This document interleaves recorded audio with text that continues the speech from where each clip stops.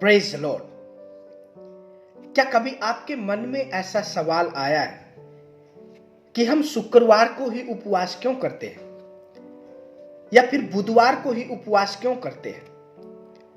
Bible उपवास के बारे में क्या कहती है?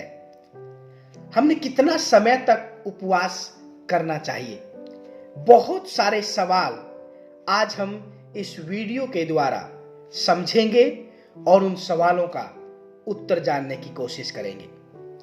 बाइबल उपवास के बारे में कहती है कि परमेश्वर के सामने जब हम आते हैं उपवास के साथ में, तो हम पश्चाताप करते हैं और परमेश्वर के सामने क्षमा मांगते हैं और प्रभु से कहते हैं, प्रभु आज से हमें एक नया मन दे और एक नया हृदय दे।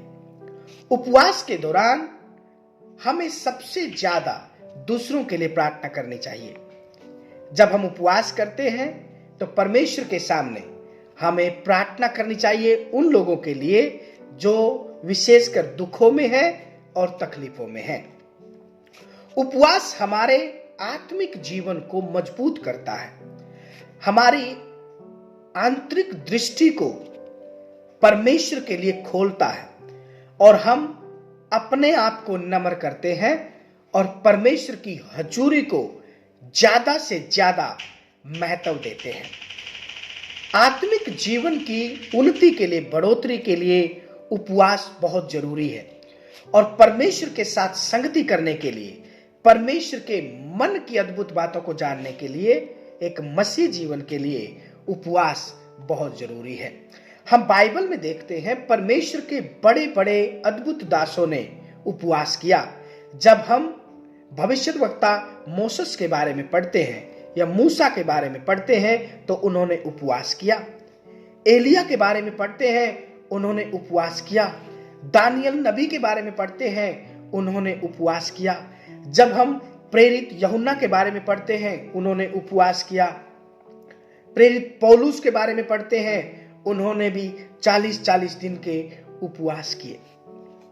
उपवास हमारे आत्मिक जीवन को प्रभु में मजबूत करता है।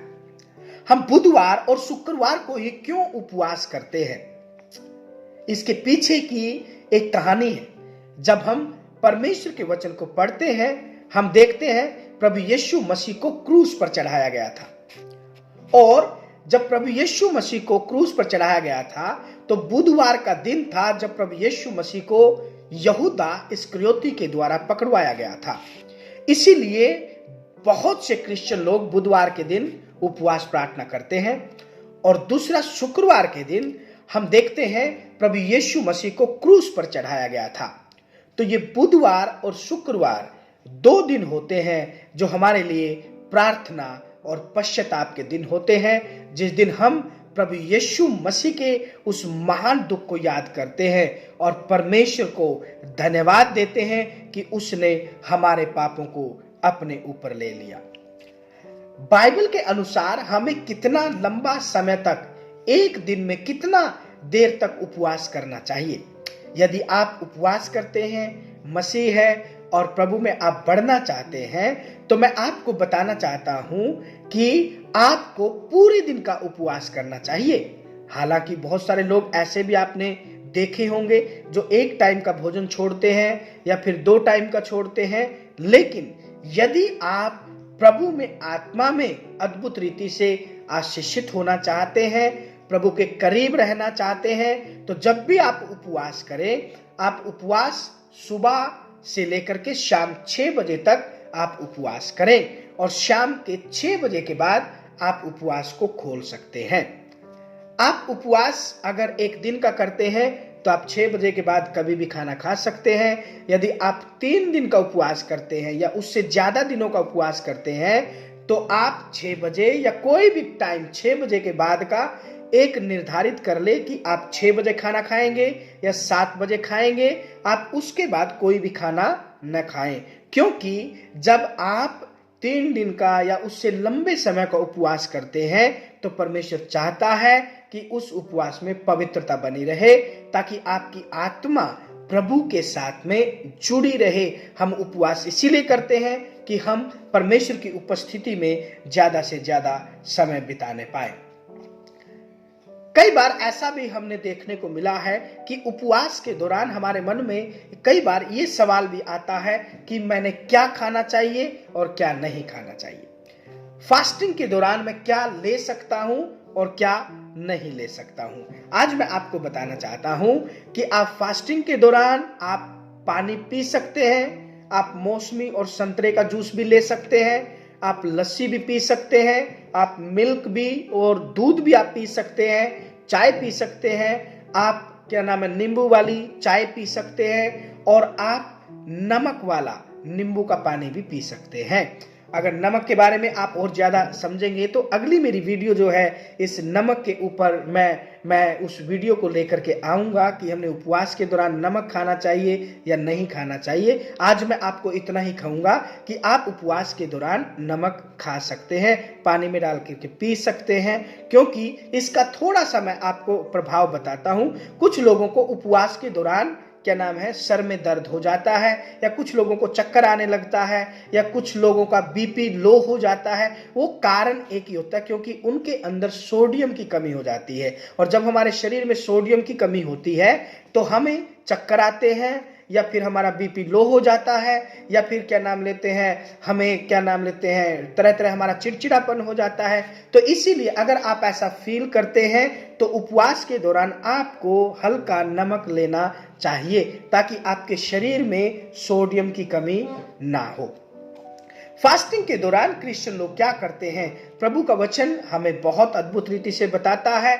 जब हम पहला तीमुथियुस और उसके 2 अध्याय 1 से 3 तक पढ़ते हैं तो उसमें लिखा हुआ है कि हम जब प्रार्थना करें तो दूसरों के लिए प्रार्थना करें, उपवास में दूसरों के लिए प्रार्थना करें। और उस दिन विशेषकर जब हम उपवास करते हैं तो चर्चों में विशेषकर बिलीवर्स इकट्ठे होते हैं, शाम के समय में या दोपहर के समय में, जब भी उनको समय होता है वो प्रार्थना करते हैं दूसरों के लिए, अपने राजाओं के लिए, प्रधानमंत्री के लिए, उनकी कैबिनेट्स के लिए और देश के लिए, जो जिन समस्याओं से अगर कोई देश गुजर रहा है तो उनके लिए भी विशेष प्रार्थना की जाती है।